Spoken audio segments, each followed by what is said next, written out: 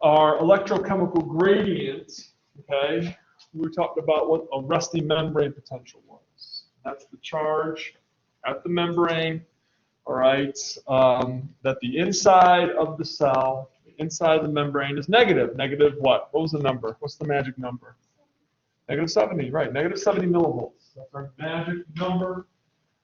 Okay, so we talked about what happens to change that number, how to influence that. If we want to depolarize the cell, we let some of the positive ions flow in, like sodium, for example. Or we let some, so that will depolarize the cell. That will make the inside of the cell less negative or more positive.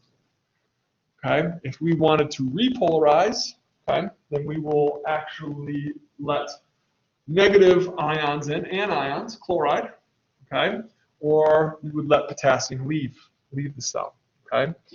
So those are going to be, and we talked about that, but now we're going to talk about what happens at each segment of the cell, all right. So, and I've said this a couple times before, ideally, we want to get our action potential. We want to get that here at the initial segment.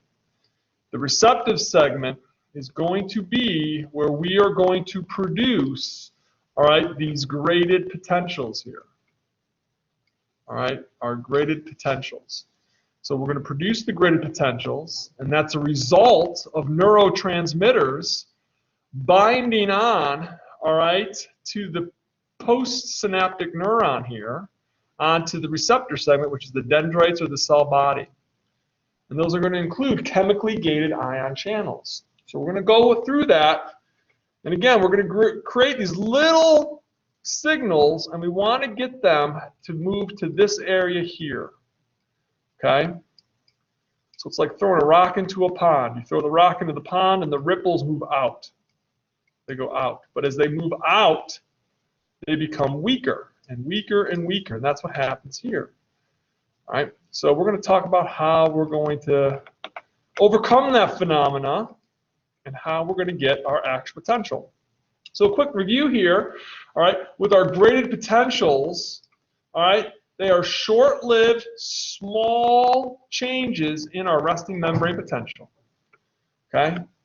Now, I didn't say whether or not those small changes would be more, which would make the resting membrane potential more negative or more positive, because it could be either or, all right? So we're going to see, all right, for this to occur, all right, neurotransmitters are going to be released from our presynaptic neuron. They're going to cross over the synaptic cleft, and they're going to bind onto, all right, these chemically gated ion channels. And they're going to open up. And those chemically gated ion channels are either going to let, all right, things flow into the cell or ions to flow out of the cell. All right? So again, it's a temporary period of time in which we allow a specific ion to move across the plasma membrane. Okay? So a couple things here that are going to actually vary when we're talking about that change and the direction of the change. Now, the direction of the change means, do we make something more negative or do we make it more positive? All right? So do we make that resting membrane potential more negative or more positive? Okay? So are we going to cause depolarization or hyperpolarization? All right? Keep in mind that when the ions are flowing across the plasma membrane, they will move parallel once they enter inside. And as they enter inside, they will experience resistance from the cytosol. That's why the ripples become weaker and weaker and weaker, because of that resistance there. So the further away that they move, all right, from those channels or gates, all right, the weaker that signal becomes, and eventually it can cease if it experiences too much resistance. It's really, really far away, and it wasn't very strong to begin with. All right, we're going to talk about all these different variables, all these different factors that are involved. Okay? All right, so let's move on to the new stuff here. Graded potentials. Okay? Graded potentials are going to be in our postsynaptic neuron, which means the presynaptic neuron is going to influence that postsynaptic neuron. So there's two types of graded potentials. All right, one that causes depolarization is called an excitatory postsynaptic potential, or an EPSP. All right, the other type is going to cause remember, what's depolarization again? What's it do to the inside of the cell? Makes it more positive. Okay? Hyperpolarization is going to do the opposite. It's going to make the inside of the cell more negative. Okay? So when that occurs, then we call that an inhibitory postsynaptic potential, or an IPSP. All right, so we know that RPM, resting membrane potential, has a value of negative 70 millivolts. The other value, and I mentioned it last class, but I'm going to reiterate it, is what we call the threshold value. All right, now the threshold value is another number that you need to know. All right, and that is going to be negative 55 millivolts. Okay, negative 55 millivolts is the threshold value, which means two things have to happen, right, for an action potential to occur. One, we have to achieve the threshold value, and two, all right, location. Where do we do this? It has to be in the initial segment, or the axon hillock. Okay? Doesn't matter if we reach the threshold value in the receptive segment, the cell body or a dendrite, all right, of negative 55. Does not matter. This has to happen in the initial segment, the axon hillock. So we need those two things to happen. We need to reach negative 55 millivolts, and it has to happen in the axon hillock. Okay? So we need these graded potentials to help to get us there if we want to have an action potential. Okay? Now, if you look, the excitatory, the EPSPs, will help us to get to that threshold value because they depolarize the cell. But the IPSPs, the inhibitory postsynaptic potentials, they don't get us there, right? Because they make the inside of the cell more negative. So they'll go from a negative 70 to maybe a negative 75. So it's pushing us further away, all right, from our threshold value. Negative 75, negative 80, all right? That's not what we want. Well, when I say that's not what we want, it's not what we want when we're trying to get an action potential. Because sometimes we want to inhibit a neuron, okay? If it's a pain neuron, wouldn't that be nice to inhibit the pain neuron? Then we won't feel pain, okay? So it depends. There's going to be times when we want to inhibit the neuron, and there's going to be times when we don't want to inhibit the neuron, okay? So we're going to see, all right, when we have numerous postsynaptic potentials, all right, how that is going to affect that neuron, all right? Because the more postsynaptic potentials that we generate, all right, usually we have generated a lot of neurotransmitters to be released onto that postsynaptic neuron. Okay, more is better. More is better. Okay, so if we have more neurotransmitters being released onto that postsynaptic neuron, we can open more gates. We can open more gates, we can generate more graded potentials. If they're EPSP, that's good. The more gates we open up, the more ions flow across, the more we can depolarize the cell. And hopefully, we can get that cell depolarized over at the initial segment. And we can get to that threshold value and get an action potential. So now let's talk about EPSPs. I'm going to tell you a story, and then I'm going to show you pictures. I love to do that. Okay? Come to my house on Thanksgiving. I'm always telling stories and showing pictures. So let's start off here with the sequence of events. All right, we have two neurons. The presynaptic neuron, that's this guy, and then our postsynaptic neuron, that's this guy. And so this postsynaptic neuron is where we're going to try to generate our graded potential. So the presynaptic neuron releases its neurotransmitter, okay, here. It crosses the synaptic cleft, and it's going to bind to the receptors on the postsynaptic neuron, okay?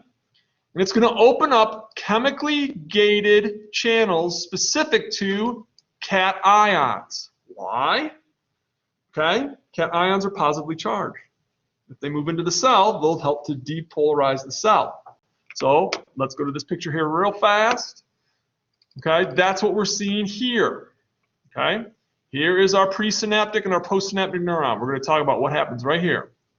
So as we zoom in, okay, we have all these presynaptic neuron synaptic knobs releasing their neurotransmitter. It diffuses across the synaptic cleft. It binds on to these chemically gated cation ion channels, and it opens them up. Okay? So here's what happens. They're cation ion. So what are our cation ions when we're dealing with a neuron? Sodium, potassium. Okay? So sodium is going to move into the cell, whereas potassium will leave the cell. All right, well, that seems counterproductive because you've got positive charges rolling in, but at the same time, you got positive charges rolling out, right? But the sodium floods in way faster, comes in way faster than the potassium leaves. Okay, so we're going to make the inside of that cell more negative. I mean, excuse me, more positive. Where am I? Here we are. All right, so the next step, okay? Sodium moves in, potassium moves out, but again, that sodium moves at a much greater rate. So the inside of the cell becomes more positive. What is that called? I'm slowly writing it out. Someone say it quick. There you go. It's like hangman. Depolarization. All right, depolarization. Good. We're depolarizing the cell. That's what we want. Okay? So when we become less negative, all right, we are starting to generate these EPSPs, these excitatory postsynaptic potentials. But remember, we cannot forget, all right, these sodium ions move into the cell, and then they start to move parallel to the plasma membrane. They experience resistance. So as they travel the distance, there's a song. Who sings that? No. I can't remember the group. You're going the distance. Cake. It's Cake. Cake. All right. Anyways. So as the sodium enters in and it moves parallel, all right, and it's causing that EPSP, as it goes through the distance, it becomes weaker. Weaker. Okay? Like that example I said with the water ripples. So that's what we're seeing here. This is just to give you an example, all right, as to what happens. All right, so sodium flows into the cell. It starts to move parallel to the plasma membrane, and it's making its way towards the axon hillock. All right, so just with that little bit of sodium that enters into the cell, we've gone from a negative 70 resting membrane potential to a negative 68, which is okay. It's not bad. All right, we've still managed to depolarize the cell, but we haven't made it to that negative 55 threshold value. So when we graph this, okay, on our membrane potential time scale, you can see here's the stimulus. We open up the gates, sodium enters into the cell, and our resting membrane potential goes from that negative 70 to 68, negative 68. And so we've generated an EPSP. Right? We've made the inside of the cell more negative, which is our goal. That's what we want. All right? But again, we need to make it to where we get to that threshold value at the axon hillock. So that's what happens when we did a couple. What happens if instead of doing 3 neurons or synaptic knobs, what happens if we do 1,000? If we release even more, keep in mind, remember, more is better. More chemical gated ion channels that open up, we can get more ions flowing in. We can get that threshold, we can get that membrane potential now from a negative 70, hopefully to that negative 55. And that's what we're going to see here, okay? We're going to see, all right, when we release excitatory neurotransmitters, okay, we can get it from the same neuron. We can do it a lot of times from that same neuron, or we can get it from different neurons. Okay? So by doing that with the simultaneous release, now here's the thing that happens, and I'll show you on this next picture. All right? You're going to have this postsynaptic neuron that's going to have a whole bunch of different neurons attaching to it, like here. Okay? So in this picture here, you can see this pink guy, that's our postsynaptic neuron. But look at all these presynaptic neurons that are attaching themselves onto it. The drawing here shows you. Here's the one cell body with all the receptive segments. But look at all these different neurons from all over the place with their synaptic knobs all over this guy. So what happens is, all right, some of these neurons are releasing inhibitory neurotransmitters. We'll talk about how that works here in a second. All right, others are releasing excitatory neurotransmitters. Oh, you guys, I'm sorry. I jumped the whole thing. I skipped over. Hold on. Let me backpedal here. I was like, wait a minute. I didn't even talk about an IPSP. Okay, so I'm jumping ahead. Hold that thought, though, and all that stuff. We're going to come back, okay?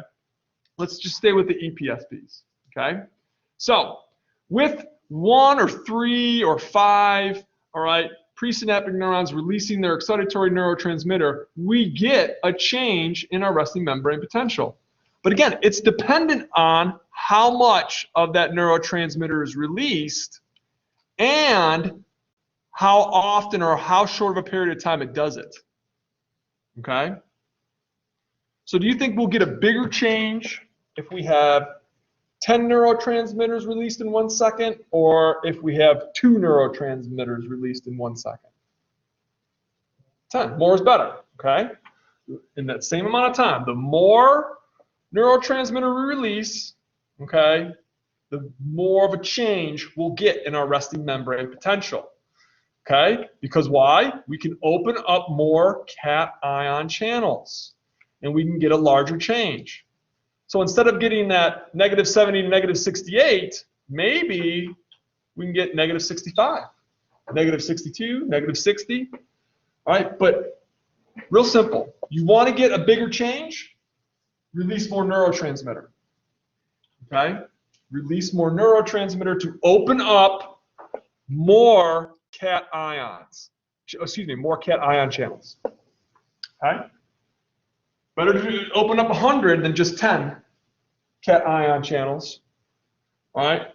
Better to release 1,000 neurotransmitter molecules than 10 neurotransmitter molecules. See what I'm saying? Can we all agree? We got that? More is better?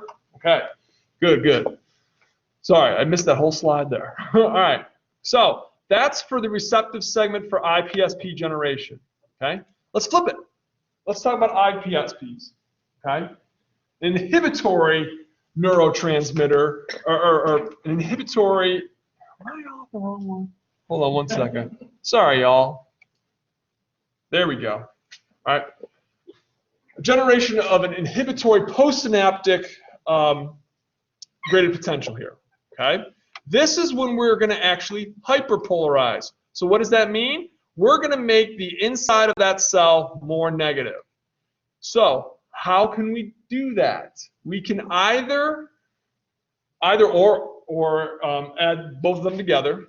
We can have potassium, our cation that's inside the cell, leave, making the inside of the cell more negative. Or we can have chloride enter into the cell. Okay? So in this situation, okay, we have the potential of having 2 things occur, like an EPSP, right? 2 different ions are going to move across the plasma membrane. With the EPSP, we saw sodium entering and potassium leaving. Okay? In this situation with an IPSP, we're going to see potassium leaving again, all right? But now we're going to see chloride entering. And the difference between chloride and sodium is chloride's negative. Okay? So that's what we're seeing here. Okay? Here's our presynaptic neurons. They're releasing their neurotransmitter, and that's opening and triggering the opening of these chemically gated channels, all right, to open up and let potassium exit the cell and chloride enter the cell. All right? And what that does is that's going to hyperpolarize the cell. If potassium leaves, it takes its positive charge with it, making the inside of the cell more negative. If chloride enters, it takes its negative charge with it and makes the inside of the cell more negative. Either or, we're going to go from a -70 resting membrane potential, in this example, to a -72. But the same thing happens with an IPSP that happened with an EPSP. As it travels along the membrane, it's going to experience resistance from the cytosol. Okay? So the signal will become weaker and weaker as we move along. So that's what we're going to see here in our little graph. Okay? We're at our -70, resting membrane potential. All right, the stimulus is going to be the release of the neurotransmitter to either open up the chemically gated potassium channels or the chemically gated chloride channels. All right, potassium leaves, it hyperpolarizes the cell. If chloride enters, it hyperpolarizes the cell. It moves us away from our magic number. We need to get to here. We need to get to -55, and we need to do that, all right, in our axon hillock, in the initial segment. Okay? So here's what we're seeing. All right, the inhibitory neurotransmitter crosses the cleft. All right, it is going to bind on to the chemically gated ion channel, either potassium or chloride. Okay? It's going to cause. Now, it depends on what type of neurotransmitter that we're dealing with. Okay? It is neurotransmitter dependent, which channel will open up, and also which channels are actually present in the synaptic cleft. Right? Regardless, the neurotransmitter that triggers the opening of these channels, if it's a potassium channel, potassium will move out. If it's a chloride channel, chloride moves in. Same result. We are going to make the membrane potential more negative. We're moving away from that threshold value. Okay? So this is going to be an inhibitory postsynaptic potential. Same thing happens though. All right, in step 4, for an IPSP that happened with an EPSP. That signal becomes weaker and weaker, all right, as it moves along the plasma membrane. As it moves towards that initial segment, the axon hillock. Okay? So if you want to get and it's going to be the same type of scenario, if you want to get a bigger IPSP, just release more neurotransmitter. All right? Let more potassium leave the cell, or let more chloride enter the cell. Okay, same rules apply. The more neurotransmitter that we express or secrete, the more chemically gated ion channels we can open up. Okay, so more is better. Okay, so what happens now when we're dealing with this phenomena here? This is where I jumped ahead. Now I'm back. Simultaneous release. What happens when both excitatory and inhibitory neurotransmitters from different types of neurons are being released on the same postsynaptic neuron? Okay? So it's like pulling on somebody between two people. You're pulling them back and forth in the different directions. Okay? So we're actually having excitatory graded potentials being generated and inhibitory graded potentials. Okay? So this is going to depend on who is releasing more neurotransmitter and how often they're doing it. Remember, this is a value. Do I have it here on the slide? Whoops. Why are you doing that? There you go. Whoops. Sorry, guys. Why am I having these functions going? Holy moly. One more time. There we go. It's all dependent on the amount of neurotransmitter that is being secreted and bound, all right, per unit of time. That's the frequency. All right, so that's what we're talking about with simultaneous release here. All right, the frequency, all right, the amount of time, and how much neurotransmitter is being released from those presynaptic neurons. So who's going to win out more? Who's producing more neurotransmitters? Is it going to be the excitatory one or the inhibitory one? It's almost like a one-for-one type of thing. Okay, so whoever has more going on and is doing it faster, their signal is going to win. Okay, and that's what we're going to see here. In this example, you can see there's various EPSPs and IPSPs being generated, and they're all racing here to the axon hillock, to the initial segment. And they'll cancel each other out. It just depends on who has more. Okay? So how are EPSP graded potentials established in the receptive segment of the neuron? All right, the excitatory neurotransmitter is released. It binds to the chemically gated cation channel, right, which is going to be potassium and sodium, right? So sodium moves in, potassium moves out, but the thing is, more sodium moves in than potassium moving out, so we make the inside of the cell slightly more positive.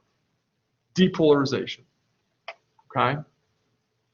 Okay, so now we're going to talk about, we're almost there, y'all. We're almost to the action potential. All this to find out. There's a lot happens. All right, so now we get to the initial segment. So we're generating EPSPs and IPSPs. All right, who's going to win out?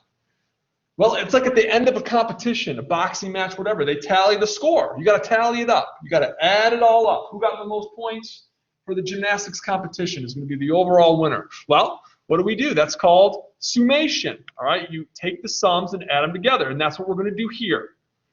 We're going to add up all our EPSPs, and we're going to add up all our IPSPs. Whoever has more will win. Okay? And if the EPSPs have more and they manage to get to the threshold value of -55, then they're going to generate an action potential. And that's what we want to see. Okay?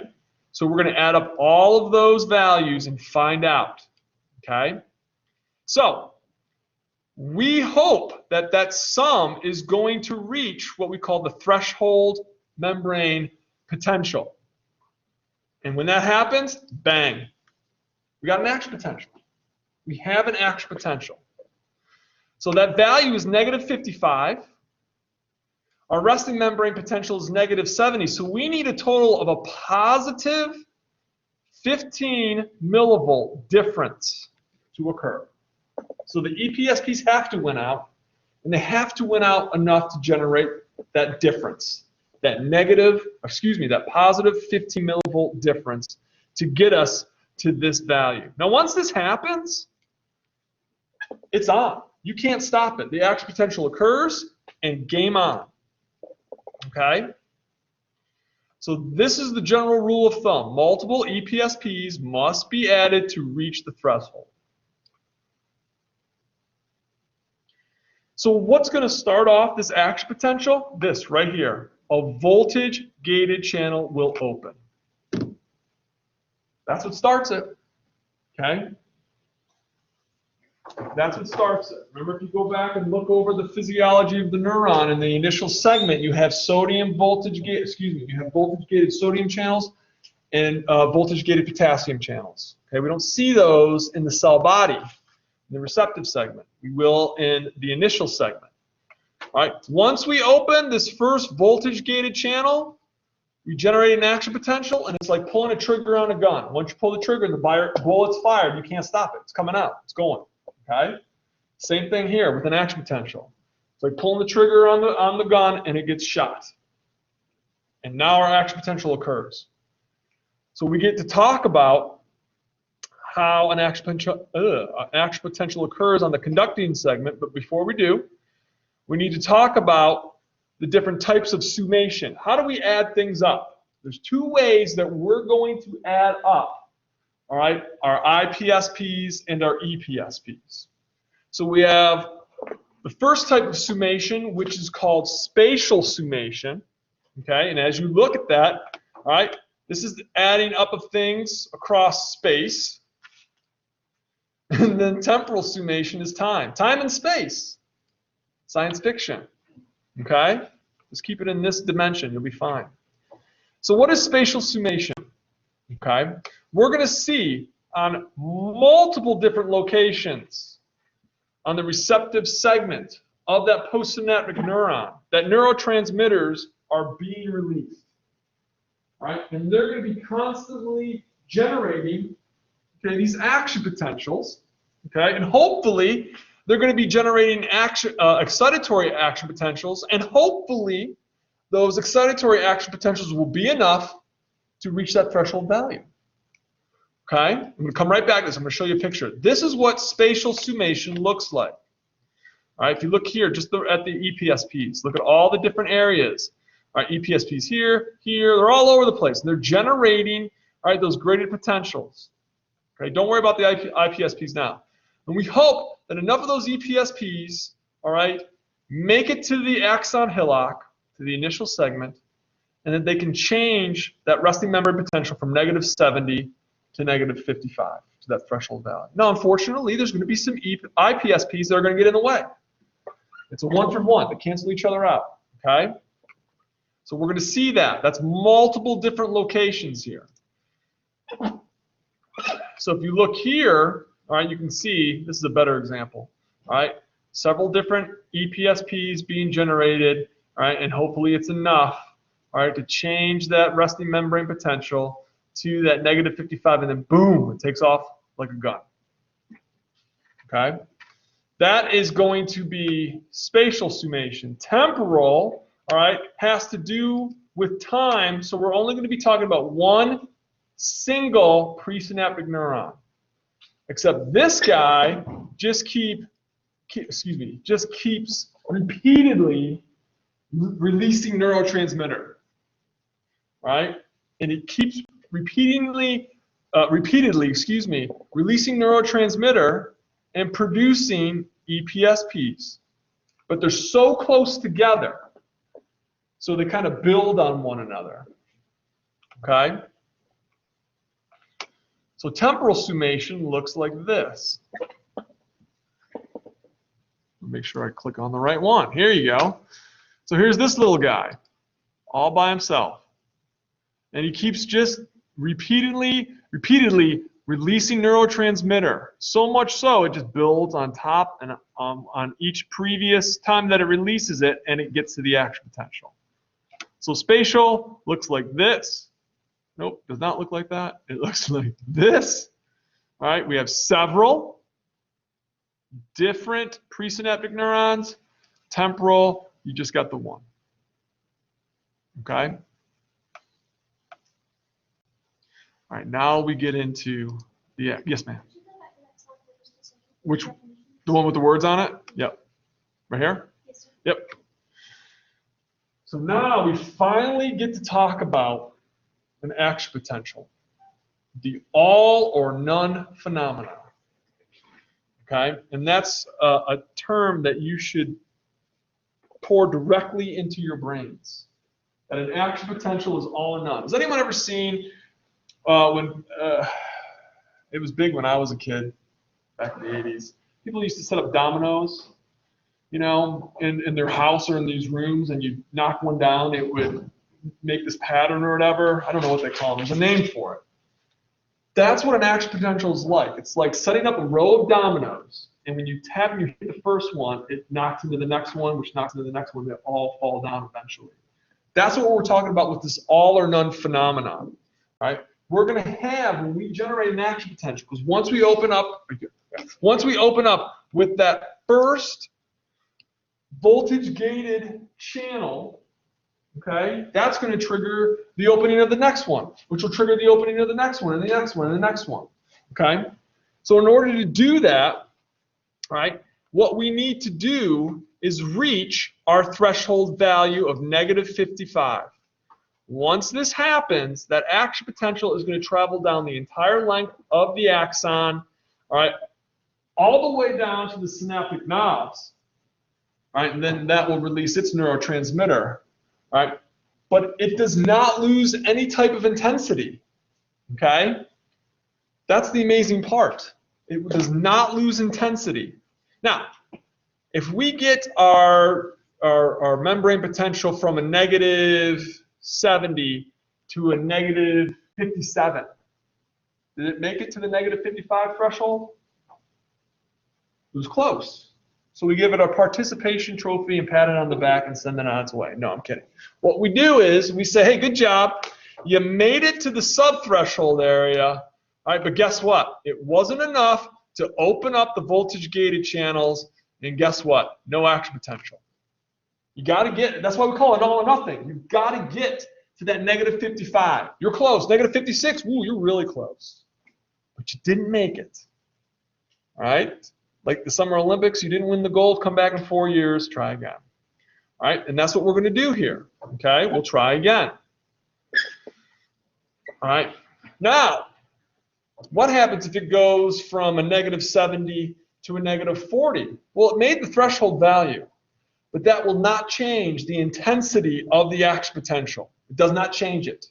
Okay, it has no value or it has no influence on the intensity, all right, of our action potential. Doesn't matter how you got to -55, once you get there or above, all right, like I said, and I use the analogy of the gun. Once you pull the trigger, the bullet comes out. Doesn't matter how hard you pull the trigger, doesn't matter how soft you pull the trigger, as long as it's enough that it causes the bullet to fire, okay, it won't change the intensity. Okay, so that's what we're referring to here with that all or none. Because now, there's a reason probably why you were thinking, well, what the heck am I learning about these voltage-gated sodium channels and these voltage-gated potassium channels? Now we're going to talk about that. Okay, we talked about the chemically gated channels. We saw what their relevance was. How you got a neurotransmitter to trigger the opening of the channel and let an ion cross. Now we're going to talk about this change in our resting membrane potential. Okay, so we've got enough graded potentials, or EPSPs, I should say, that have triggered that threshold value, and we get the opening of that very first voltage-gated channel in the initial segment. So now we're going to have our all or none phenomena, okay, for our action potential. And so we're going to move on to the next segment. Look how far we made it today. Whoops, I don't know why that's doing that. Look at this. We started, where are you? Here we go. We started here in the receptive segment. All right, now we're here in the initial. Now we're moving on to this guy, the action potential. Okay, so we've generated our signal, and now it's going to shoot all the way down to this segment here, down to the transmissive segment. Okay, so we've covered a lot of ground here. All right, so what is the significance of the threshold membrane potential in the initial segment of the neuron?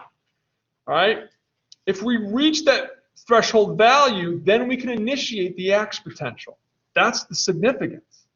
If we go sub-threshold and we don't make that value, -56 millivolts or -57 millivolts, there is no action potential generated. Understand that concept. Okay? All right, here we go. Conductive segments. Now we're going to be talking about the axon, specifically. What is this thing? What is that? The axolemma. It's the special name that we call the plasma membrane of the axon. Okay? So keep that in mind. So when you hear me referring to the axon, I'm really talking about the axolemma, the plasma membrane portion, all right, of the neuron in the axon there, okay? So it's the axolemma that's going to conduct that action potential, that signal, okay? So this is good because we already know these two terms that are listed up here on the board, depolarization and repolarization. And we actually even know what hyperpolarization is. So we know 3 terms. So we're ahead of the ball here, okay? So what we're going to see here with an action potential, it involves both depolarization and repolarization. All right, and what does that mean? We're going to temporarily flip the polarity across the PM, which is the plasma membrane. So we're going to go from positive outside, whoops, we're going to go from positive outside to and negative inside to negative outside and positive inside. We're going to flip it during the course of our action potential. Okay? So when we talk about depolarization here in the conductive segment, all right, we're going to talk about sodium ions entering into the cell, into the neuron, through the voltage-gated sodium channels. What triggers the opening of those voltage-gated sodium channels? It's in bold letters at the top of the page. Action potential. What's an action potential? An action potential is going to be changing the resting membrane potential value. Okay, it's going to change the polarity. Okay? Okay, so depolarization, we make the inside of the cell more positive. How? Sodium enters. Okay, let's keep it simple. All right, now, when we want this all to kind of go back to how it was in the beginning, we want to repolarize. So we want to have it being negative on the inside again. How do we do that? We're going to have potassium leave. How does it leave? Through voltage-gated potassium channels. That change in the charge is going to allow potassium to leave the cell. And this process of depolarization and repolarization is how the action potential is propagated, or how it carries on all the way down to the synaptic knobs. Those dominoes getting pushed and falling down. That's what's going to happen. Okay? So what does that mean? These voltage-gated channels are going to open sequentially. Channel number 1 opens, which triggers the opening of channel number 2, which triggers the opening of channel 3, triggers the opening of channel 4, just like dominoes bumping into each other. Okay? And this phenomenon, on this grand scheme, we call it the nerve signal or the nerve impulse. So if anyone here has ever had what's called a nerve conduction test, NCV, nerve conduction velocity test, they're just testing how quickly, all right, that your neurons in a named nerve, sciatic nerve, median nerve, axial nerve, or axillary nerve, all right, how quickly it can conduct an action potential.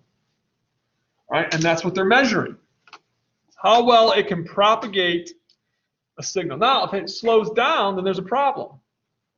It could be a number of things. I won't go through them now because I need to stay focused. Now we get to have pictures. Now we're going to go through the step-by-step process of an action potential. Okay? So depolarization is going to be about a 4-step process. Okay, so the first one, we're going to start normal. Life is normal. We're at resting membrane potential, which is what value? -70, right here. Whee! Okay, -70 millivolts. Everything is good. All the channels are closed. All right, what channels are we talking about? Well, for in the axon, we're dealing with the voltage-gated channels. They're not the leak channels because they're always open. Remember, leak channels are everywhere, right? Everywhere. Like the government. No, I'm kidding, all right? Leak channels are everywhere. They're always open. Okay, so that's step 1. That looks easy. Let's zoom in and see what's happening on the inside of our neuron. Okay? All right, physiologically, all right, here's our voltage-gated sodium channel. It's closed. No sodium is entering into the cell. All is good. The inside of the cell is negative. The outside is positive. We have a resting membrane potential of -70. We're happy. Nothing's going on. Okay, let's move on to step 2. All right, so now what happens is sodium starts to enter the cell from an adjacent region, from an adjacent voltage-gated sodium channel. Okay, it starts to open up. Okay, so sodium starts to enter into the cell. So wait a minute. If sodium enters into the cell, what's it doing to the charge on the inside of the cell? It's making it more positive, right? Because sodium is a positive cation ion. Look, it's not cheating. You can see it right here. Right? It's entering into the cell. It's bringing its positive charge with us. So let's go find out what's going on inside the cell, shall we? All right, here we go. Let's not pay attention to this right now. So we see that this voltage-gated sodium channel has opened up. Sodium starts to flow through that channel into the cell. So you can see, not many sodium balls in that picture, more sodium balls here. So our charge goes from a -70 to a -55. Follow me? What again causes the voltage-gated channel to open up? That's a great question, Candace, and I'm surprised it took someone that long to ask me. I was hoping I was going to give you the answer, but I'm glad you asked. The graded potentials. That's what's going to happen. Because remember, what starts our action potential is the opening of the very first voltage-gated channel, which is going to be a voltage-gated sodium channel. So the graded potentials, remember what happens with graded potentials, especially if they're EPSPs?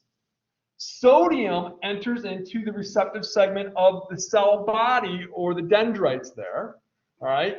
And they start to flow towards the initial segment. So literally, you're going to have, all right, here, this is going to be an awful picture. Here's the cell body, all right, here's the axon hillock over here, okay? So sodium starts to flow into the cell, and it moves here. But it's coming from all these different directions. It's flowing from here, it's flowing from here, okay? So sodium is entering into the cell, and it's making its way towards the axon hillock region here, okay? So we can pretend for our example here then, for step 2, as sodium enters from the adjacent region, okay, what's the adjacent region? We'll say the soma, the cell body. How did it enter into the adjacent region? All those chemically gated sodium channels that opened up from that excitatory neurotransmitter, the EPSPs. The EPSPs let sodium enter into the cell. And so now we'll say that this voltage-gated sodium channel is our very first voltage-gated sodium channel in the axon hillock. We'll pretend that. This could happen anywhere else, all right, in the initial segment. But we'll say this is the first one. So this is what happens when all of that sodium entered into the cell, okay, from the EPSPs, and it moved along the plasma membrane, all right, and it diffused into this area here of the initial segment right here. Here's the initial segment of our neuron, okay? So now sodium entered in, and it triggered the opening of that channel, and that voltage, right, and that first voltage-gated sodium channel opens up. Sodium starts to move in, and then we go, now our voltmeter's reading -55. So on our graph here, here's our resting membrane potential, -70. We got to -55. Guess what? Boom. Now we pushed our first domino down, and we're going to see a whole bunch of dominoes go down, and we're going to see on our graph this line shoot up like a skyrocket. And it's going to plateau out at around +30. That's here. Okay? So now we hit that threshold value, okay? And when that occurs, all right, sodium is going to start flowing into the axon gangbusters. It just flows right through, and it does so very fast. Not a little bit, it's not trickling across, it's flowing through fast. And it flows through so fast, all right, it changes our resting membrane potential, or our membrane potential, to a +30. Now at that point, we're going to see the triggering of the potassium, or the voltage-gated potassium channels open up. We'll hit that in a second, okay? So we see that as sodium starts to flood in, as it enters the axon here, all right, it's going to change the membrane potential to a positive number. What's that positive number? +30. At that point, once we hit that value, there's another value that you need to know. At +30, the sodium channels will close. All right? Remember, voltage-gated sodium channels are unique. Okay? They have 3 states: a resting state, an active state, and an inactive state. Because they have those 2 gates. Remember the active gate, the swing arm here? Okay, you can see it. There's that little swing arm. But remember those little bulges at the bottom of it too? Those are the inactivation gates. Well, at the +30 value, the inactivation gates slam shut. Bam! And they won't open for anything. Okay? They cannot open, but it's only temporary. All right? But they can't open for a darn thing. Okay? So that's what we're going to see here in this 4th picture.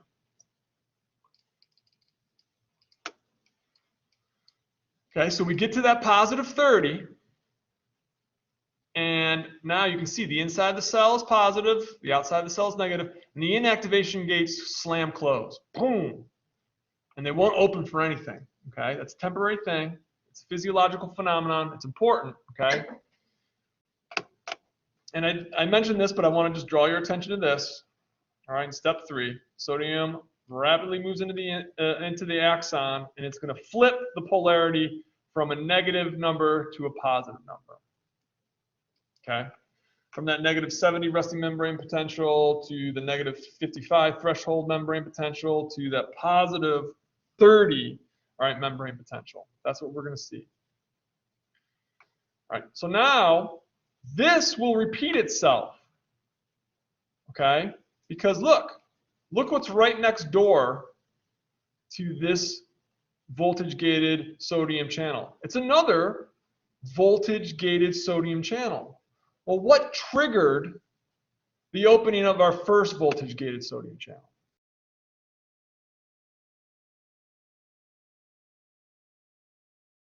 Okay, so to open up our first voltage-gated sodium channel, we had graded potentials to do that for us. Well, now this first voltage-gated sodium channel in the axon hillock is opened up, and it's poured in all this. What? I swear to you, I did not do that.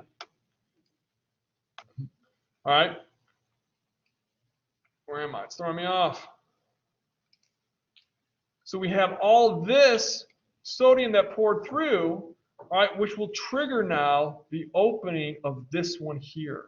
So we're going to repeat steps 1 through 4 now, all right, in the direction towards the synaptic knob. And this is a very important fact right here. This signal does not go backwards. And the reason why it cannot go backwards, it can't go back up towards the cell body, is because of the voltage-gated sodium channel's property of having an inactivated state. What's the inactivated state?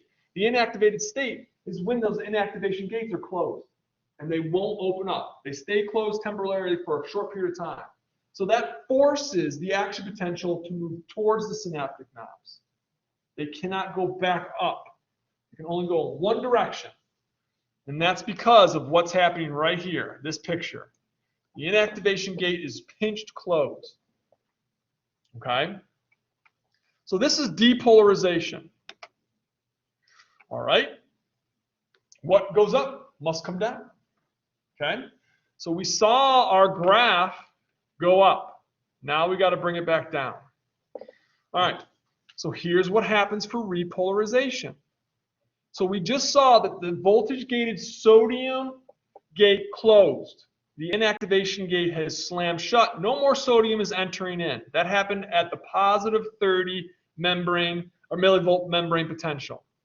Well, what also will happen now is that the voltage-gated potassium gates will open up. Okay? So these potassium channels are going to open up, and where is potassium going to go? It's going to leave the cell. Remember, it's going to flow down its concentration gradient. Banana floated in the ocean. More potassium inside the cell than outside the cell. As it leaves the cell, it takes its positive charge with it. So you can see on our graph here, as the potassium diffuses out of the cell and it takes its positive charge with it, it makes the inside of our cell more negative. So it's starting to bring us closer to our resting membrane potential. And they're going to stay open for quite some time. All right? And in some cases, they overshoot that negative 70. And when we become more negative than negative 70, we know that term, hyperpolarization. Okay? It might dip down into negative 72, negative 75. Okay? But that's because the channels stay open, all right, for a prolonged period of time, okay, allowing for that potassium to exit. And we get to a value that's just slightly more negative than the resting membrane potential. Okay? So we'll have, and that's what we're seeing here on our graph. You can see how it dips down. Here's that -70 value, and it dips down below that. Okay, so our voltmeter is showing us at -80.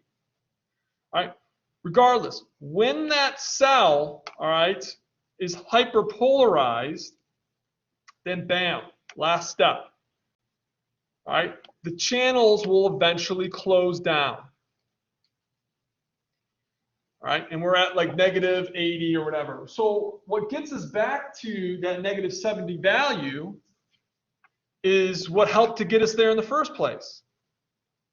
The sodium-potassium ion pumps. Remember, their job is to maintain that gradient, all right? Their job is to pump sodium out of the cell, potassium into the cell, and they help to maintain that resting membrane potential, okay? So we're hyperpolarized for a moment, so we're at -80. Okay, no problem. We're going to pump some sodium out of the cell, and we're going to pump some potassium back into the cell. And then that will drop us back to our -70 value.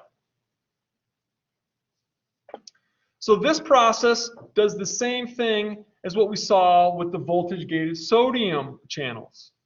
Okay? This will also repeat as the action potential moves in the direction towards the synaptic knob. So you get depolarization followed by repolarization, then depolarization followed by repolarization. Okay? Repolarization is slightly followed with hyperpolarization, but I'm not going to mention that. No, you just throw it in there, but it's depolarization, repolarization. Okay? So that's what this continues all the way down the neuron until we get to our synaptic end knobs. And then we're going to talk about something different. All right, questions about that? That's a lot. That's a lot. It blows the mind there. All right, what I recommend for folks is to definitely, if you really want to understand this phenomena, look at these pictures that I just showed you. As I scroll on down, Here, it's in your book. What figure is that? 1218A. All right. Go through these individual pictures here. All right. See what's happening. Look at the pictures. See what's going on. See what the gates are doing. All right. Then also look on the graph and see what the membrane potential is and see what the voltmeter is reading. Okay. And then go through step by step and see if you can explain that. All right. That's the best way to go about and do that. Or here's what I love to do. Oh, that's not the one. Here. This right here, figure 1219, is awesome. Because basically what I just spent the last half an hour explaining to you is all here. All right, all here in words. All right, if you want to see it on a graph, here's the graph. If you want to be able to explain it in words, go to here. So what I would say is, if you want to make it simple, go to 1219 first. Memorize this and whoops, they can't see me doing that. Memorize this and understand all of this. All right. Look at the graph, see if you can kind of follow it through, and it even has what's happening at each phase here. All right, the coinciding numbers. Then, if you want to go into a little bit more detail, then you can go back through here and go through these slides here. Okay, these slides here will help you with that in a little bit more detail. But this is what I tell everybody. All right. That when we talk about the events of an action potential, start with this, okay? Basically breaks down depolarization, repolarization, hyperpolarization. Everything I just talked to you guys about for the past half hour, okay, is on this graph here, okay? Try that. All right, I like ice.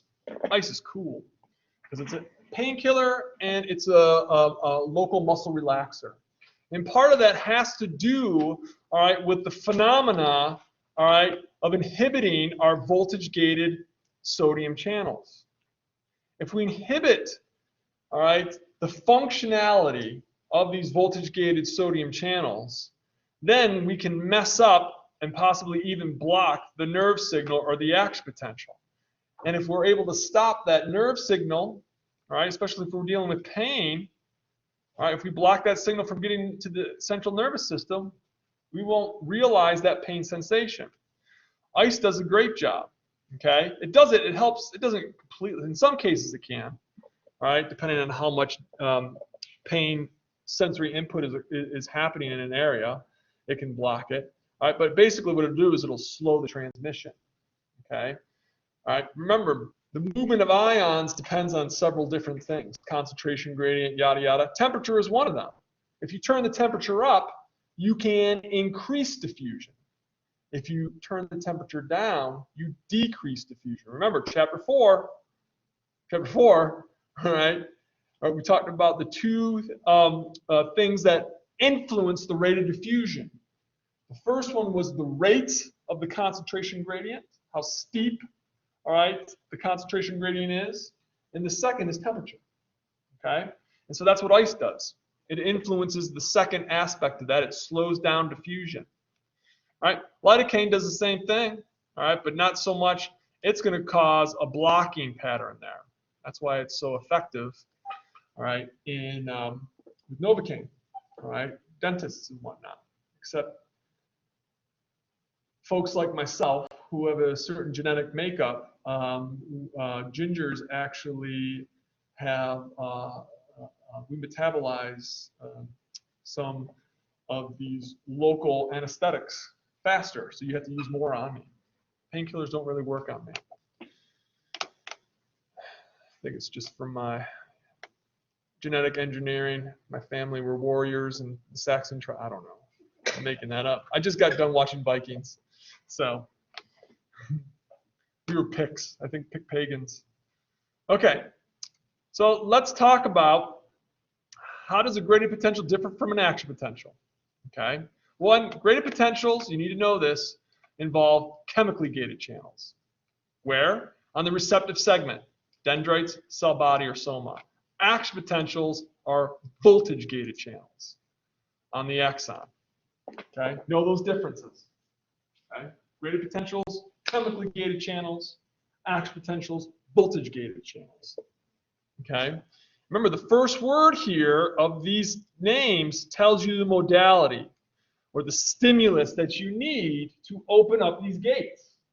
So it's the chemically gated channel. We need some sort of neurotransmitter.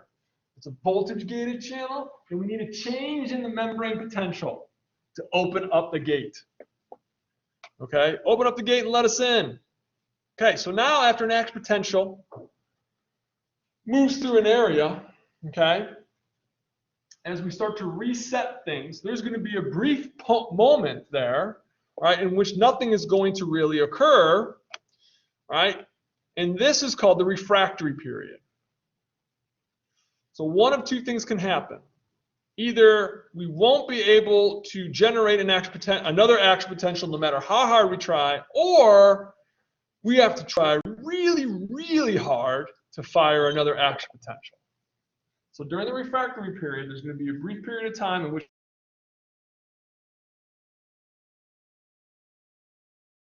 and then during that same refractory period, all right, we can fire another action potential, but we have to do more than what we did before. So the first part is called the absolute refractory period. Very short period of time, 1 millisecond. Okay? Nothing we can do to generate another action potential. And that is because of this. The inactivation gate of the voltage-gated sodium channel is closed. There's nothing we can do to open it up. It's in that inactivated state. And it won't open up until we get close to negative 70 millivolts. This is an awesome mechanism in our nerves, y'all, because this ensures that our action potential only goes in one direction. It's useless. We don't need it to go back up to the cell body. That's foolish. We need it to go down to the synaptic knobs, because we got to release whatever neurotransmitter is in there. Okay, so we don't want it going up to the cell body. Okay, and it's this state, all right, this phenomenon that prevents that. Okay, so these gates will remain closed until we get close to that resting membrane potential. Now, in our refractory period, near the latter end of the refractory period, we have what's known as the relative refractory period. So this happens just after the absolute. Now in this situation, okay, we can generate an action potential, but now we need more to do so. All right, so after the absolute, the sodium channels have all reset. They're no longer in the inactivated state. Okay, they're in the resting state. Okay, so that means the inactivation gate is open, but the activation gate is closed. All right, so now we need to generate a greater difference. Remember, that difference was positive 15 millivolts, right? Remember, negative 70 millivolts for the resting membrane potential, that negative 55 threshold. So here's the situation, though. When we're in the relative refractory period, we still have our potassium channels that are open, and they're still letting potassium leave the cell. So the inside of the cell is hyperpolarized.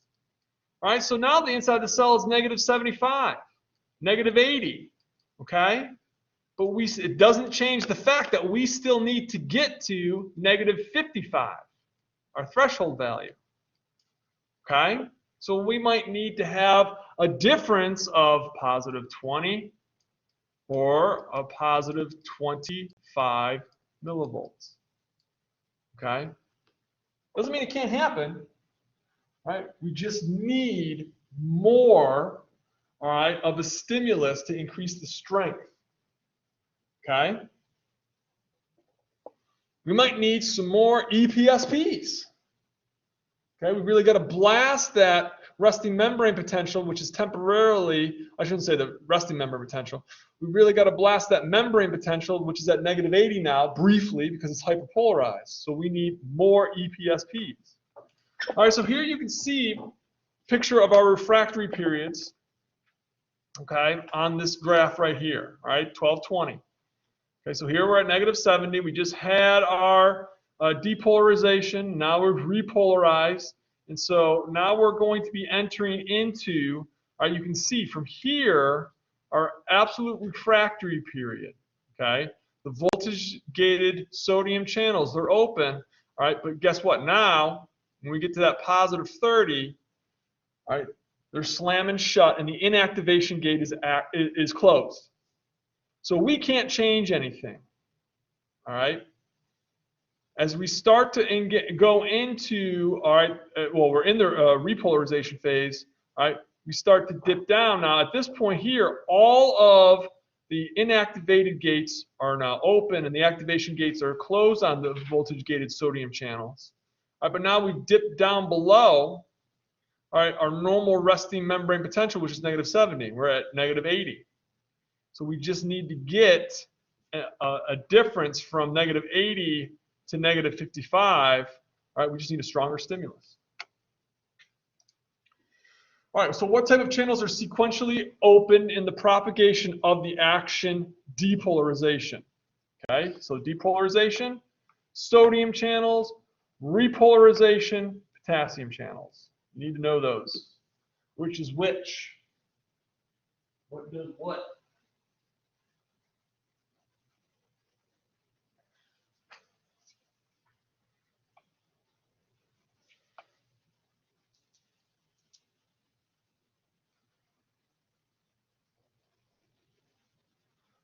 All right, we're almost done with the conductive segment. There's only one more segment. I won't do that. I won't say today, but I won't do that in lecture. Okay? So one more part here, since we're dealing with the conductive segment. All right, there's two types of conduction that occur in the conductive segment. Up to this point, everything that I've described to you, I have been discussing it as continuous conduction. Okay? And this type of conduction occurs in unmyelinated axons. All right, those are the axons. If we're in the peripheral nervous system, all right, they're not covered with the myelin sheath from the Schwann cell or the neurolemmacyte. All right, if we're in the central nervous system, it'd be the oligodendrite. Okay. So we're going to talk about saltatory conduction briefly. Okay. This is pretty much, again, what I've been describing, continuous conduction is what I've been describing. So we open up a voltage-gated channel, all right, it undergoes depolarization, which then triggers the opening up of the adjacent voltage-gated channel, and it undergoes depolarization, all right? So, and this happens in a sequential process, and it spreads to the adjacent area or region down the conductive segment, all right? Pretty much what I've been talking about. So the other type of conduction, saltatory conduction, right? That is going to be a little bit of a different phenomenon, but it actually is faster than continuous conduction, right? And it does have to do with our myelinated axons. Okay, so now we actually get to see, well, what's the big deal about myelination? Well, we're going to talk about it, all right? So when we open up the voltage-gated channel, ions enter in, they diffuse across, all right? And then that causes the opening up of the next voltage-gated channel. Ions move in, they diffuse across, which causes the opening of the next one. This is a sequential thing, like knocking the dominoes down, okay? So now we're going to talk about saltatory conduction, and that occurs in our myelinated axons, okay?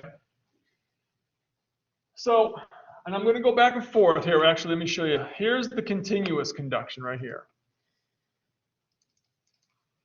That's what we're seeing here on the left, continuous conduction, okay?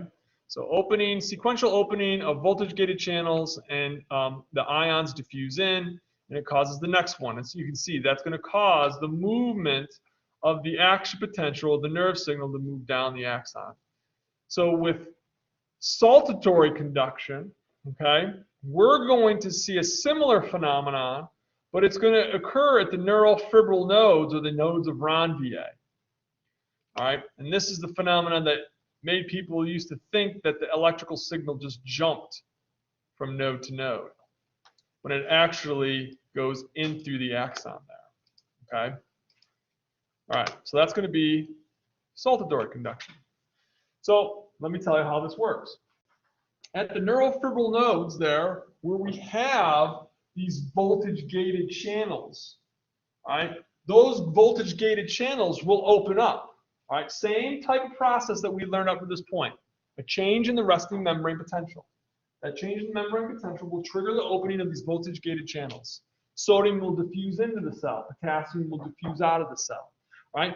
But the sodium will diffuse in the same type of situation in a rapid succession, right?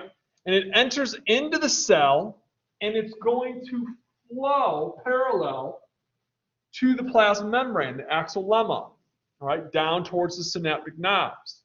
All right, now here's the problem. When those ions flow into the cell, they're going to start experience cytosol, and they're going to start experiencing resistance. So as it flows from one node of Ranvier, or one neural fibril node, to the next, it will start to slow down. Okay, but guess what? It will slow down slightly, but it gets like a power boost. Has anyone ever played Mario Kart? Right, when you're driving those little carts around and you run over one of those things and it gives you a turbo boost? That's what happens here, okay? When it gets to the next node. So when it gets to the next node, okay, the same phenomena happens. We open up the voltage-gated channels, and then a whole new flood of ions enter into the cell, and a whole new set of ions goes out of the cell, and it boosts the signal, and it pushes it on down the axon there until we get to the next neural fibril node, and then that triggers the opening there of the voltage-gated channels, okay? So what we see here, okay, in our myelinated areas here, we have few voltage-gated sodium and potassium channels, all right? And that's because they're myelinated, they're well insulated, all right? Which is good because the ions cannot move across the axonal lemma. So they only have one direction. They have to move down the axon. They have to move towards the transmissive segment or the synaptic knobs, all right, until they reach the next unmyelinated area, all right, or the next neural fibril node, and they get that power boost, and it shoots it down again to the next one. Okay, they can't flow up, they have to flow down. So saltatory conduction is way faster than continuous, and here's the best part. It uses less energy. Okay, how cool is that? How cool is that? So these neurons, because remember, the sodium-potassium ion pumps are taking up 66% of the energy needs of that neuron. All right, 66%. And they're constantly pumping ions in and out. All right. Well, in this case, we don't have to see that. All right, because all right, they're insulated. It's a wonderful phenomenon. Let me show you in this picture here. All right, there's only so much I can tell you. I have to show you. All right. So here we're looking at our action potential for saltatory conduction. So here's our first neurofibril node here, our first node of Ranvier. So the action potential comes down. It triggers the opening of the voltage-gated sodium channels. They open up, sodium diffuses into the cell. It can't leak out because it has this myelin sheath here. So it pushes the ions down. They carry their action potential with it. They'll start to slow down. As they start to slow down a little bit, bang, they get to the next unmyelinated area, and that triggers the opening of the voltage-gated channels, and they get a new set of sodium rushes in, a new set of potassium rushes out and pushes it down like a turbo boost. Same thing happens. And this repeats itself. And this is faster than here because we have to do each individual voltage-gated channel. The next one, then the next one, then the next one, then the next one. Here, we don't have a lot in the myelinated area. So it enters in, shoots it down, right? Slows down. Then it gets a recharge, shoots it down, and then it slows down a little bit, then again it shoots it down. We don't have to sequentially open up the next one, then the next one, then the next one.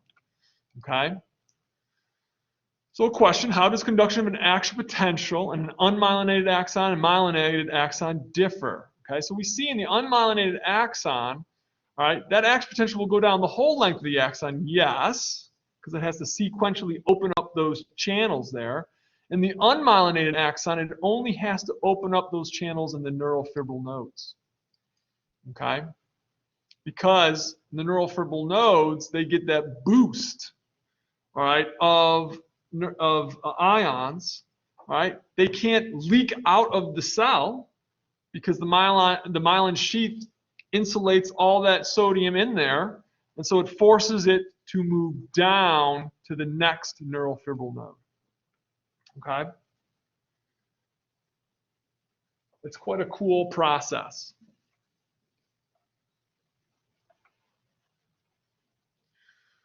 All right.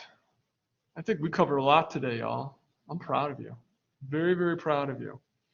All right. This is my third lecture of the day so far. So, okay. So let's take a break. And I think we might finish up the nervous system in the lab. I got to see what I have downloaded there. We'll do some labeling, maybe talk about the muscles for a few minutes. All right. So let's take a break. If you have questions, save them for lab. I'll see you.